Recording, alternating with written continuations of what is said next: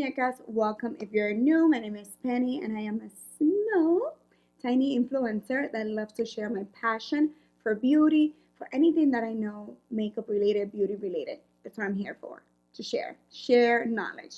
I also do very much enjoy reviewing products because I feel that this is the right platform to help you guys really find the good and the bad out there in the makeup industry or beauty industry, anything beauty related. So today is no different.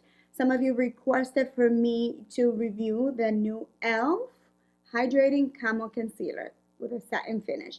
I did a review on the original version of this concealer, but this is supposed to be more for us that have dry skin. So we're going to be putting it to the test. You guys know that I have very dark circles, so we're going to see how it conceals my dark circles and how it lasts throughout the day, okay? So I do have it on right now. You guys can see it, but don't think that this is the final result, right? Because we're going to test it throughout the day. And you guys are also going to see the application. Was it easy for me to get coverage? If it creases, if it cracked, if it dried me out, if it made me look greasy, all of that we're going to see it here today. So if you're curious to know whether this new e.l.f. concealer is better than the OG, the original 16-hour camo concealer, then just stay with me and keep on watching. Alright, muñecas, so here we are. I have the corrector right here on the packaging. It is in the shade medium neutral, so let's see how that looks like. I actually have the other one. I have the regular one, the 16-hour camo, in the shade medium beige, and I feel like it's a little too, I don't know, not white, but like too pinky. And this one looks a little bit more on the yellow side, so that's why I picked it up in that shade. So let's see how it works. So here we have it. The packaging honestly reminds me a lot of the Rihanna one, the Pro Filter concealer, which I did not like. Honestly speaking, I didn't like that one. Just a little bit more chubby. When you compare it to the other one, the original one, the 16-hour camo concealer, it is pretty much identical, just with a white cap. So pretty much the same. Contains the same amount of product, so everything is the same. So let's just go ahead, give it a little shake, and test it out.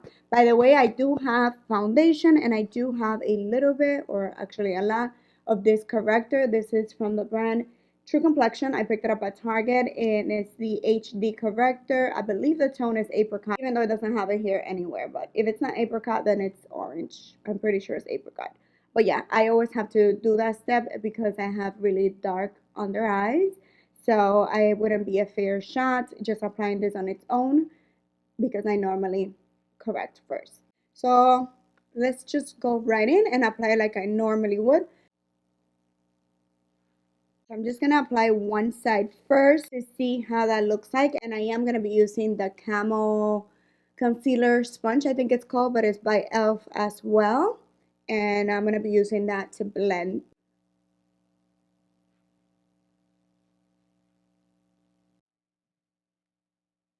Alright, so there you go. I think it looks really nice. I like the tone. Very different than the other one, to be honest. I feel that it's like a medium coverage. I can still see my darkness peeking through right here, just a tad. So maybe because I went in straight with the sponge, and I typically do go in with my fingers first. So I'm going to do that with the other eye so that we can see. But I like the tone much better. This shade I like much more. And I like the finish. It looks pretty natural and luminous. So let me go ahead and apply it to the other side. And go in with my fingers first to see if that makes a difference.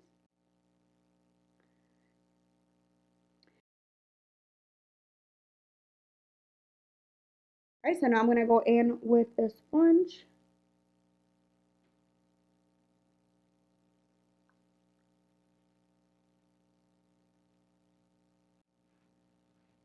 Alright, so there you go.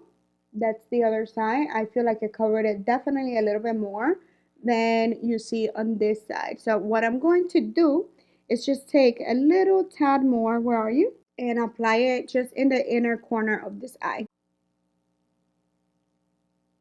Okay, so there you go. I have both now covered. I think that looks very good. I do want to go ahead and set it right away because I can see that this one tends to crease more than the other one. If I don't pat it, I see that it starts settling in my little fine line. So I'm just going to pat it to ensure that I have nothing there. And then I'm going to go ahead and set it with a little bit of this setting powder. This is the CoverGirl Advanced Radiant. And I'm just going to set that in place.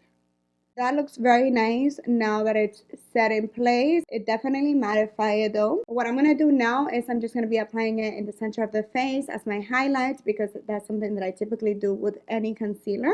So I just want to see how it performs for that.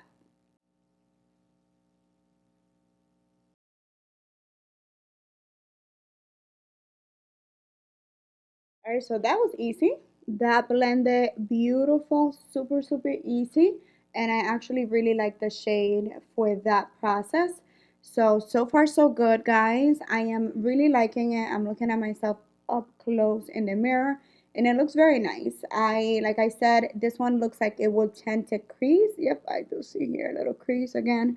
A little bit more than the other one. So that's a bummer on that side. But let's see. Let's see how it performs. I'm going to just tap it with my fingers again.